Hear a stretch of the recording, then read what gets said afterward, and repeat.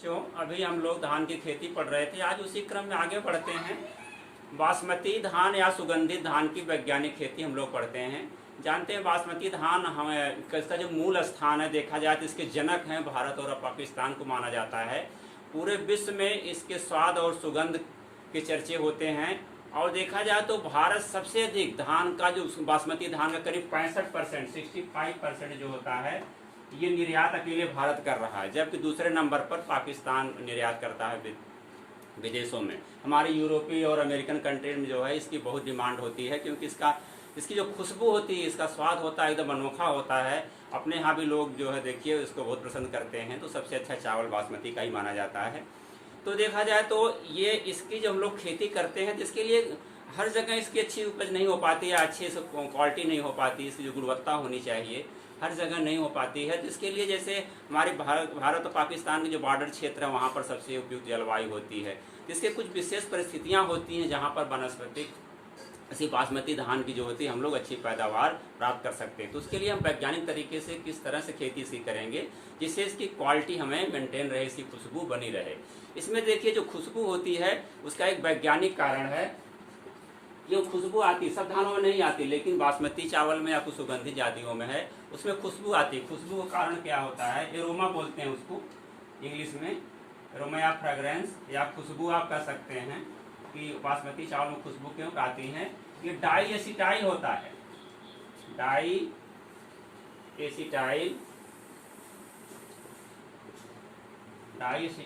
पायरोलिन, die acetyl पायरोलिन ये chemical होता है जिससे कारण धान में खुशबू आती है। बासमती चावल की विशेषता होती है इसमें डाई एसिटाइल पायरोलिन पाया जाता है, इसी कारण जो इसमें ये विशेषता इसकी है। और इसके देखिए अगर हम इसके सबसे पहले जब खेती करने के लिए अगर हम लोग देखते हैं तो पहले जो हमारी पारंपरिक वनस्पति उसकी बासमती चावल थे उसके पौधे बहुत बड़े बड़े हुआ करते थे। अगर उसमें थोड़े से उर्वरक की मात्रा खाद अधिक मिल जाती थी वो पौधे गिर जाते थे, लाजिंग हो जाती थी। तो उसके लिए वैज्ञानिकों ने नई नई प्रजातियों को ईजाद किया। देखिए जैसे आपकी प्रजातियां अभी हम लोग डिस्कस करेंगे आगे चल करके, तो उसमें इन्होंने बौनी प्रजातियों का जो है ईजाद किया और उसमें जो अधिक उर्वरक हम दे करके अधिक से अधिक उत्पादन प्राप्त कर सकते हैं। तो सबसे पहले हम इसके लिए क्या करेंगे, भूमि का चुनाव करेंगे। जानते हैं कि सभी भूमियों हम इसकी जो बासमती चावल की खेती नहीं कर सकते हैं। इसके लिए जो भूमि होनी चाहिए वो अच्छे कार्बनिक पदार्थ की मात्रा पाई जाए हो और प्रोडक्टिव काफ़ी उर्वरा शक्ति उसके अंदर हो और उसकी जो मिट्टी क्वालिटी हो रही है वो चिकनी जो है बलू क्ले और मटियार मिट्टी जो होती है इसके लिए अच्छी मानी जाती है। इसमें वाटर होल्डिंग कैपेसिटी भी अच्छी रहती है और सॉइल का स्ट्रक्चर भी अच्छा होता है। तो ऐसे मिट्टी का हम चुनाव करते हैं। इस मिट्टी को चुनाव करने के बाद हम देखते हैं कि इसमें तमाम प्रकार के इसमें फंगस और वायरस बैक्टीरिया पाए जाते हैं। इसको नष्ट करने के लिए कुछ बैक्टीरिया फंगस होते हैं, उसके लिए हम लोग भूमि का जो होते हैं अमेंडमेंट करते हैं, सुधार करते हैं, उसको जो है भूमि का उपचार करते हैं, ट्रीटमेंट करते हैं। तो ट्रीटमेंट करने के लिए देखिए इसमें धान में हमारे तमाम प्रकार के जैसे फफूंदी रोग हैं लगते हैं, उसके लिए फफूंदी रोग जैसे आपका झोंका रोग है, आपका ब्राउन स्पॉट लीफ है, और ये आपका कंडुआ रोग है, इसमें नहीं फॉल्स स्मट लगता है। इसके अलावा स्टेम रॉट डिजीज है। 4-5 इसकी जो होती है फफूंदी जनित रोगियाँ, बैक्टीरिया जनित बीमारियाँ इसमें है। बैक्टीरियल लीफ ब्लाइट है, बैक्टीरियल स्ट्रीक डिजीज है। इसके अलावा और इसमें देखिए वायरस से भी हैं, टुंगरू डिजीज है और ग्रासी स्टेम जो है डिजीज है। इसके अलावा इसमें नेमेटोड भी उफरा एक नाव नेमेटोड से फैलने वाली उफरा नाव बीमारी होती है, वो भी लगती है। तो हमारी मिट्टी भी जब हमारी ट्रीटमेंट हो जाएगा तो कोई बीमारी भी नहीं लगेगी, हमको केमिकल का इस्तेमाल भी नहीं करना पड़ेगा। तो उसके लिए देखिए फफूंदी कहते हैं कि नहीं लोहे को लोहा काटता है। तो जो फफूंदी जनित रोग हमारे होते हैं उसके लिए वैज्ञानिकों ने एक ऐसी फफूंदी खोज किया है जिससे वो फफूंदी जनित रोग होंगे ही नहीं। उससे हम लोग भूमि उपचार कर लेते हैं और बीज उपचार कर लेते हैं। और जैसे बैक्टीरिया हैं, बैक्टीरिया जो जनित बीमारियां जैसे हमारी लीफ ब्लाइट है और उसके जो लीफ स्टिक डिजीज है बैक्टीरिया से होने वाली हैं, इसके लिए वैज्ञानिकों ने एक ऐसे बैक्टीरिया खोज की है जिससे अगर मिट्टी में उसके बैक्टीरिया उपलब्ध हैं तो उसको नष्ट कर देती है। तो देखिए जो फफूंदी को नष्ट करने के लिए जो भूमि उपचार करेंगे, कौन कौन सा जो हमारे फफूंदी हैं वो फफूंदी ही हैं दोनों, फफूंदी या फंगस। ये फंगस हमारे कौन है, ट्राइकोडर्मा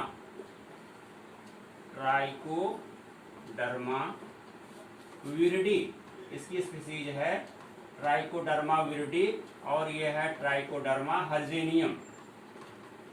हर्जेनियम है।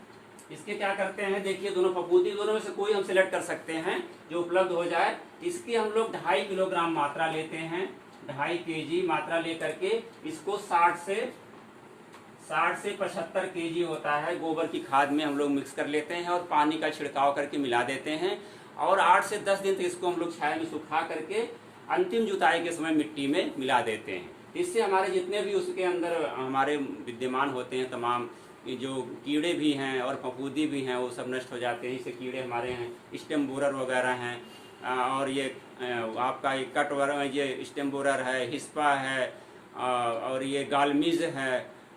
इस तरह से जो हमारे कीड़े हैं वो भी इससे प्रभावित होकर के सब नष्ट हो जाते हैं। और फफूंदीजन्य रोगी जो होते बीमारियां होती हैं इससे नहीं लगती हैं। इसके अलावा देखिए जो बैक्टीरिया को नष्ट करने वाला एक हमारा आता है स्यूडोमोनास। ये तो हो गया फफूंदीजन्य बीमारियों को नष्ट करने से, आपका झोंका रोग है, ब्राउन स्पॉट लीफ डिजीज है, स्टेम राट है और ये फाल्स स्मट है। उसके लिए है जो हमारे बैक्टीरियल ब्लाइट के लिए आता है स्यूडोमोनास जीवाणु होता है,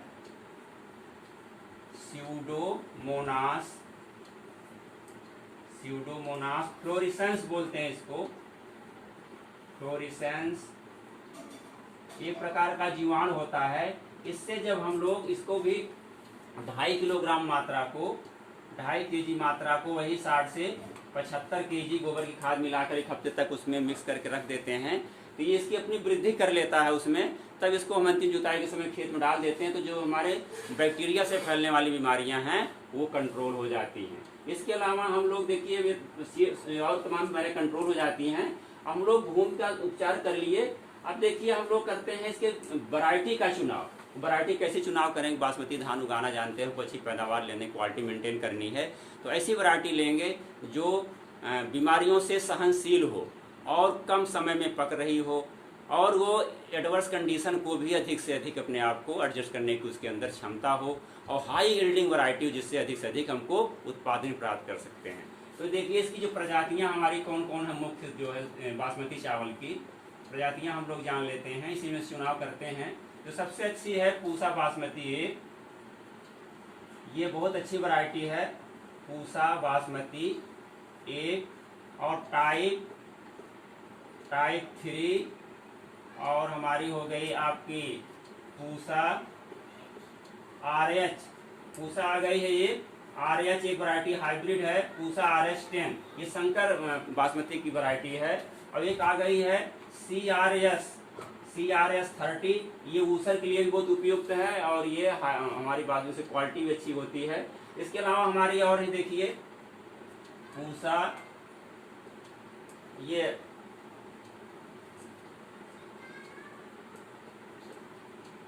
पूसा हमारी पूसा सुगंधा 4 या इसी को कहते हैं हम लोग पूसा, इसी को पूसा कहते हैं 11-21। इसका चावल बहुत लंबा होता है 11-21 का, बहुत ज़्यादा पसंद किया जाता है तो ये सबसे अधिक डिमांड होती है जो होती है ये पूसा 11-21 की, बहुत अच्छी वैरायटी है। इसके अलावा हमारी है तारावड़ी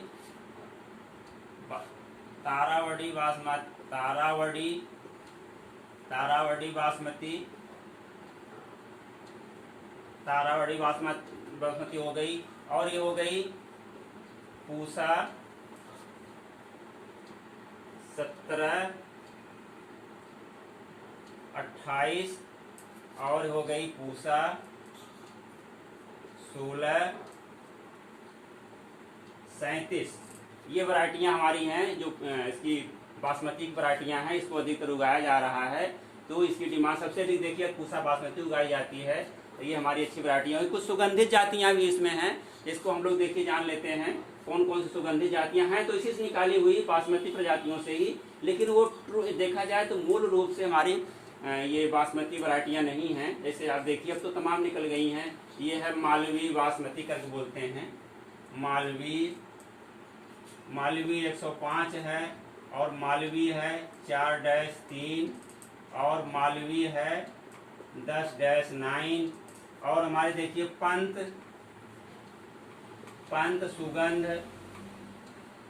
एक है, और पंद सुगंध 3 भी है, और पंद सुगंध आ गई हमारी, एक आ गई, 115 भी आ गई है, ये भी वैरायटियाँ आ गई हैं। और नरेंद्र सुगंध के नाम से भी आ गई, देखो नरेंद्र सुगंध, नरेंद्र सुगंध है। वल्लभ एक आती वैरायटी, देखो वल्लभ, वल्लभ बासमती, वल्लभ बासमती 22, ये भी वैरायटी है। तो ये हमारी वैरायटियाँ आ गई हैं जो कि इसी से निकाली हुई बासमती से, इसमें खुशबू भी आती है, इसको याद कर। लेकिन ये मूल रूप से जो होती है हमारी, पहले हम लोग वैरायटियाँ पढ़े थे, वो हमारी बासमती की प्योर वैरायटियाँ हैं। ये तो सुगंधित प्रजातियाँ हैं, इनकी भी क्वालिटी अच्छी होती है, तो इसको भी बहुत अधिक लाइक किया जाता है। अब बीज का हम लोग ये प्रजातियाँ कर लिए, अब हम लोग बीज का चुनाव करेंगे, इसमें बीज की कितनी मात्रा लगेगी। जानते हैं कि धान को हम लोग ट्रांसप्लांटिंग करते हैं, जिसकी नर्सरी तैयार करते हैं।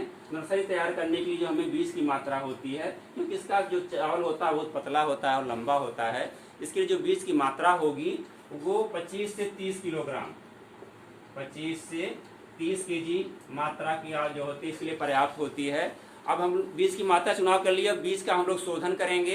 तो पहले इसके लिए हम लोग नर्सरी डालते हैं। जब नर्सरी देख लेते हैं, इसको नर्सरी जब डालेंगे कितने एरिया में डालते हैं, करीब 700 स्क्वायर मीटर में पर्याप्त होता है इस नर्सरी के लिए। तो खेत को हम लोग जानते हैं कि इसको पडलिंग कर लेते हैं, पडलिंग करके थोड़ी नर्सरी अन्य भूमि से ऊंची होती है। और जब इसकी नर्सरी तैयार करेंगे तो जो सो क्यारी होती है, तो उसमें 250 नर्सरी के समय में 225 ग्राम जो होता है अमोनियम सल्फेट,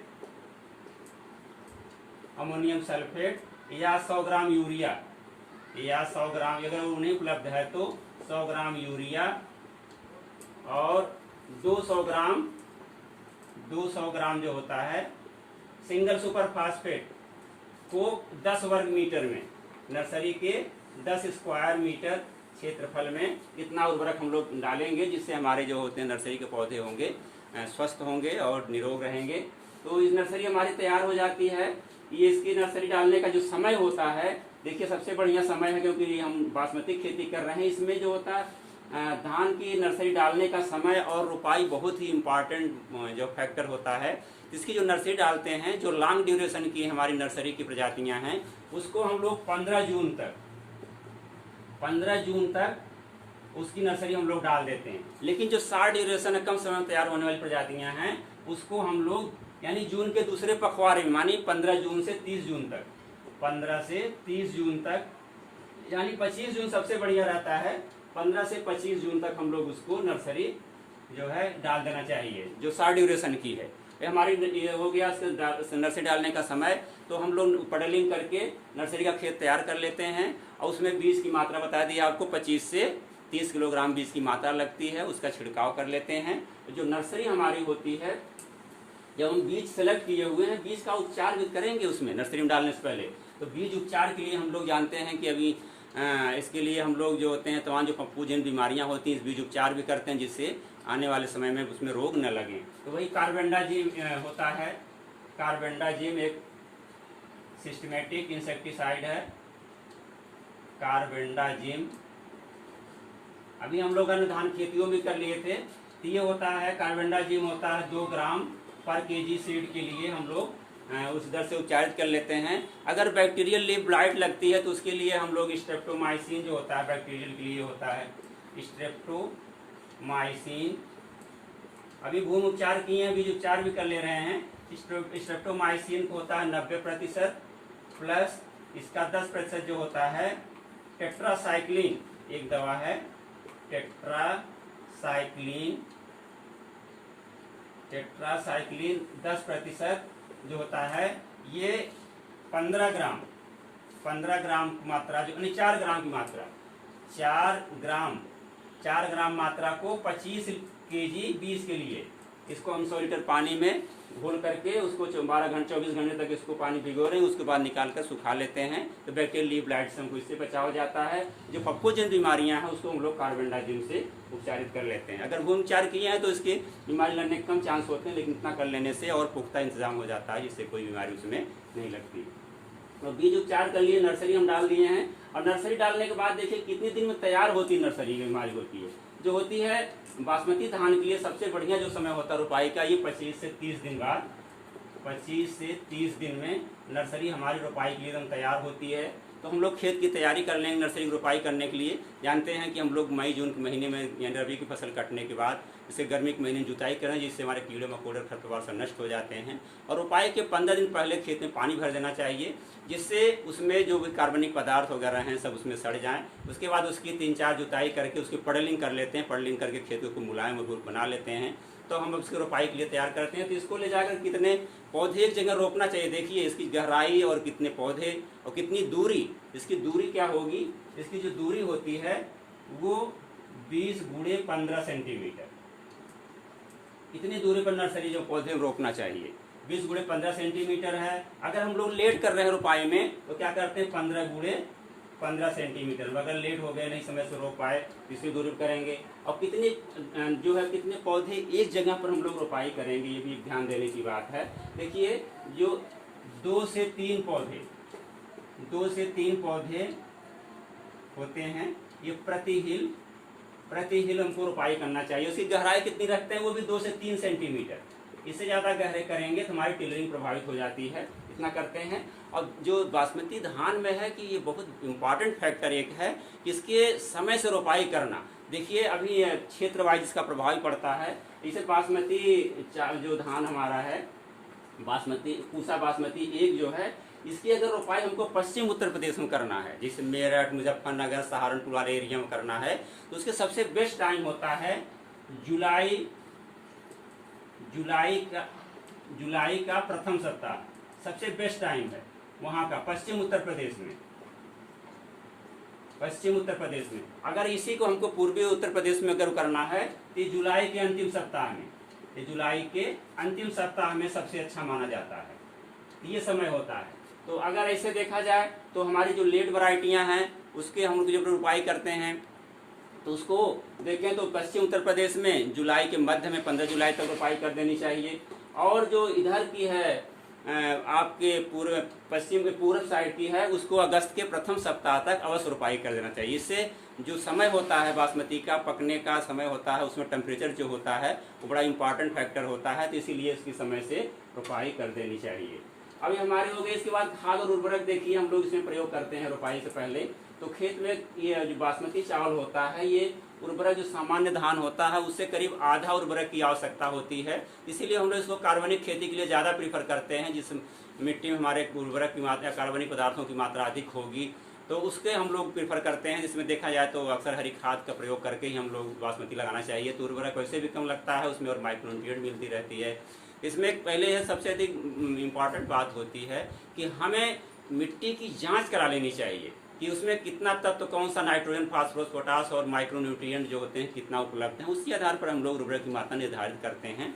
तो अगर हम लोग इसको नहीं कर पाए हैं तो उसके लिए देखिए सबसे पहले है कि गोबर की खाद हम लोग डालते हैं, 10 से 15 टन मात्रा डाल देते हैं। उसके बाद नाइट्रोजन जो होती है इसमें, जो पारंपरिक हमारे बासमती चावल थे वो 50 से 60 केजी थे, वो 50 से 60 केजी हम लोग डाला करते थे। लेकिन जो हमारी नई नई वैरायटियाँ पूसा बासमती एक और ये सब आ गई हैं, पूसा RS10 वगैरह आ गई हैं, तो उसके लिए हम लोग 90 से 100 केजी नाइट्रोजन डालते हैं। और जो फास्फोरस होता है वो 40 केजी और जो पोटास होता है वो 30 केजी मात्रा। और जिंक सल्फेट जानते हैं मिट्टी में अक्सर कम होती है, जिंक सल्फेट के लिए हम लोग क्या करते हैं 25 से 30 केजी जिंक सल्फेट की मात्रा जो होती है अंतिम जुताई के समय हम लोग इसको प्रयोग कर मिला देते हैं मिट्टी में, जिससे जिंक की कमी नहीं हो पाती है। अब इसको उर्वरक देने की विधि क्या है, देखिए नाइट्रोजन की 1/4 मात्रा, चौथाई भाग, और फास्फोरस, पोटास और जिंक की पूरी मात्रा को अंतिम जुताई के समय खेत में छिटक करके मिला देना चाहिए। और जो नाइट्रोजन की बची हुई मात्रा होती है, जो पहले जो 1/4 जो मात्रा होती है 1/4, इसके रोपाई के 7 दिन बाद, एक हफ्ते में ही, एक हफ्ते के बाद हम लोग जो होता है पहले छिड़काव कर लेते हैं उसमें बासमती चावल में धान। और उसके बाद जो दूसरा छिड़काव करते हैं टिलरिंग स्टेज पे करीब 25 से 30 दिन बाद दूसरा छिड़काव 1/4 करते हैं 25 से 30 दिन बाद। और उसके बाद फिर जो बची हुई मात्रा है उसको हम लोग 1/4 मात्रा होता है उसके पैनिकल इनिशिएशन स्टेज होता है, यानी बाली निकलने के पूरे या फ्लैग लीफ की अवस्था पर उसको हम लोग 1/4 मात्रा छिड़क देते हैं। इससे हमारे धान की जो होती है बराबर उर्वरक की मात्रा मिलती रहती है, उसकी बढ़वार भी होती रहती है। अब देखिए उसमें आ गया कि खरपतवार नियंत्रण, उसमें खरपतवार भी होता है। तो खरपतवार जानते हैं कि उससे कंट्रोल के लिए सबसे बढ़िया हम लोग यही करेंगे, उसको मैनुअल कर लेंगे, सस वैज्ञानिक तरीकों से कर लेंगे, उसकी निराई गुड़ाई कर लेंगे, पैडी वीडर से, कोनो वीडर से निकाल नष्ट कर देंगे। अगर नहीं कर सकते तो सबसे वही विकल्प लास्ट में है कि केमिकल हम कम से कम यूज़ करना चाहिए। उसके लिए ये होता है कि आग ब्यूटाक्लोर है 3 से 4 किलोग्राम मात्रा जो होती है 500 से 600 लीटर पानी में, उसका जो है छिड़काव कर देंगे। और विशेष ये ध्यान रखते हैं कि अगर लिक्विड छिड़क रहे हैं तो उसमें पानी निकाल देते हैं। अगर उसका वो हम ग्रेन्यूल छिड़क रहे हैं जो 35 से 40 किलोग्राम छिड़कते हैं, वो छिड़क रहे हैं तो 3-4 सेंटीमीटर पानी बना रहेगा तो कोई फर्क नहीं पड़ता है। तो ये हमारा खरपतवार। उसके बाद सिंचाई प्रबंध जानते हैं कि बासमती जो बहुत ये एक तरह से टेंडर होता है, इसके पानी की कहीं अगर कमी पड़ गई तो उसकी जो क्वालिटी होती है वो प्रभावित हो जाती है। तो हमें बासमती चावल ऐसी जगह पैदा करना चाहिए जहाँ पर पानी की व्यवस्था सुनिश्चित हो, तो इसमें पानी की कमी कभी नहीं पड़ा, जिससे हम लोग अगर सूखा पड़ जाए तो उसमें बराबर पानी मिलता रहे समय समय पर, जिससे उसकी क्वालिटी और उसकी वृद्धि बराबर मेंटेन रहे। तो इसके लिए देखिए सिंचाई हम लोग करते रहेंगे हमेशा। इसको जब शुरू से पानी देते रहेंगे, खेत में 4-5 सेंटीमीटर पानी लगा रहना चाहिए। और इसके जब पानी कब तक बना रहेगा, जब यानी कटाई के हमारे लगभग 15 दिन पहले हम लोग उसको पानी निकाल देते हैं, तो जिससे हमारी फसल पक करके तैयार हो गई। अब ये हो गया हमारा सिंचाई हो गया। उसके बाद देखिए इसमें तमाम प्रकार के कीट और रोग भी लगते रहते हैं। कीट रोग अभी हम लोग थोड़ा सा इसको डिस्कस कर लिए थे जो गुमचार के पहले की, इसमें फफूंदी रोग भी लगते हैं, झोंका रोग ब्लास्ट हो गया, आपका ये ब्राउन लीफ स्पॉट हो गया, और ये फॉल्स स्मट हो गया, स्टेम राट हो गया, ये फफूंदी वाले रोग है, बैक्टीरियल लीफ ब्लाइट बैक्टीरिया से फैलने वाला है, बैक्टीरिया डिजीज बैक्टीरिया से हो गया। इसके अलावा हमारे और देखिए कुछ वायरस से फैलने वाले टोंगरू डिजीज हो गई और ग्रासी स्टैंडर्ड डिजीज हो गई। इसके अलावा हमारे नेमेटोड्स बताए थे, उफरा रोग हो गया। तो ये सब के बारे में हम लोग अभी पिछले जब धान खेती पढ़े तो उसमें डिस्कस कर चुके हैं। उसके लक्षण और उसके उपचार के बारे में भी उस पर काफ़ी कुछ डिस्कस हुआ है, हम लोग कर चुके हैं, तो उसको आप लोग समझ चुके हैं। इसके बाद देखिए इसमें कीड़े भी लगते हैं तमाम प्रकार के, हम लोग पढ़े थे। गालमीज है, स्टेम बोरर है, देखिए अंदर हो जाता है, डेड हर्ट होता है। सबसे ज़्यादा खतरनाक इसमें है ग्रीन लीफ हॉपर और ब्राउन लीफ हॉपर होता है, जो कि इतना अधिक पत्तियों का रस चूस लेते हैं कि वो हमारे जो होते हैं। और गालमीज होता है कि देखिए प्याज टाइप का उसमें बन जाता है, तो सिल्वर सूट बन जाते हैं या ओनियन लीफ टाइप बन जाता है। इसके अलावा हिस्पा इसमें लग जाता है, गंधी बग है, तमाम प्रकार की हैं। और कुछ फिजियोलॉजिकल से बीमारियां मिल जाएंगी आपको, खैरा रोग जैसे है, जिंक की कमी से है, सफ़ेदा रोग आयरन कमी से है। इसको हम डिस्कस पहले कर चुके हैं, जिसको दोबारा करने से समय का वेस्टेज होगा। तो हम लोग देखिए अब इसकी कटाई कब करेंगे। ये हो गया कटाई करने के लिए जब हमारे खेत में लगभग 90% हमारे दाने जो पीले रंग के हो जाएं, तब इसको हमको कटाई करना चाहिए। और तो ध्यान ये रखना चाहिए कि कटाई करने के बाद तुरंत इसकी हम लोग मड़ाई भी कर लेना चाहिए। अगर हम इसको रख दिए तो इसकी क्वालिटी ह्रास होता क्वालिटी का, वो क्वालिटी जो इसमें खुशबू और जो है क्वालिटी होनी चाहिए, गुण होना चाहिए, वो धीरे धीरे कम हो जाती है। तो इसकी जो होती है 90% पर करना चाहिए। और खेत में नमी हो, यानी बताया था अभी आपको कि 15 दिन पहले खेत से पानी को निकाल देना चाहिए, जिससे कि उसमें नमी कम हो जाए। काट के तो रोपाई इसकी हम लोग मड़ाई कर लेंगे। और इसकी उपज जो होती है धान ये बासमती चावल की, ये अलग अलग रेंज करती है। ये देखिए 35 से 40 तक भी कुंतल प्रति हेक्टेयर होती है। नहीं तो ये 25 से 30, कुछ जो हमारी पारंपरिक जातियाँ हैं 25 से 30 कुंटल प्रति हेक्टेयर, लेकिन हमारी जो बौनी आ गई हैं 40 से 45 तक भी जो है उत्पादन दे रही हैं। तो हमारी वनस्पति जो है इसकी बासमती धान की आज हम लोग खेती और सुगंधित धान के पढ़ लिए हैं। इसके क्वालिटी और क्वांटिटी जो है दोनों पर बड़ा फोकस किया जा रहा है। आजकल इसको लाइक भी किया जा रहा है, क्योंकि विदेशों में इसकी बहुत डिमांड है, तो किसान अपने खेतों पर भी उगा रहे हैं। और यही सब ध्यान रख करके अगर हम लोग बासमती धान की खेती करते हैं तो इससे अधिक उत्पादन भी हम लोग प्राप्त कर सकते हैं। जानते हैं इसका चावल भी काफ़ी महंगा बिकता है, तो सामान्य आदमी इसको नहीं अफोर्ड कर पाता, नहीं खरीद पाता है। तो इसको देखिए कि जो होती है इसके लिए इसके इतना प्राइस होती है कि ये ओपन मार्केट में तो खाने वाले बहुत हैं, तो वो लोग खरीद रहे हैं। इसकी डिमांड भी बहुत बनी हुई है। तो किसान भाइयों से भी अनुरोध है कि आप लोग इसकी बासमती चावल की खेती तो करें, लेकिन इसको आप ले जा करके ऑर्गेनिक फार्मिंग में जो है कन्वर्ट करके करेंगे, ज़्यादा अच्छा होगा। केमिकल का कम से कम प्रयोग करेंगे। जैसे हम लोग पेस्टिसाइड में तमाम केमिकल यूज़ करते हैं, उसकी जगह नीम का आ गया है, एजेडायरेक्टिन उसका आयल आ गया 2.5 किलोग्राम मात्रा, कोई कीड़ा लगता है कीड़ों को मारने के लिए हम लोग इसका प्रयोग करते हैं। और तमाम देखो कीड़ों जो हम लोग बायोलॉजिकल कंट्रोल करते हैं, तमाम प्रकार के आ गए, हमारे मित्र कीट भी हैं, उनकी रक्षा करते हैं। इस प्रकार हम लोग ऑर्गेनिक खेती की तरह आगे तरफ बढ़ते हुए उसी क्रम में अगर खेती करने के लिए हम लोग प्रयासरत रहेंगे तो आने वाले समय में हम लोग सब ऑर्गेनिक प्रोडक्ट इस्तेमाल करेंगे, स्वस्थ और निरोग रहेंगे। तो आज इस क्लास को यहीं समाप्त करते हैं। धन्यवाद।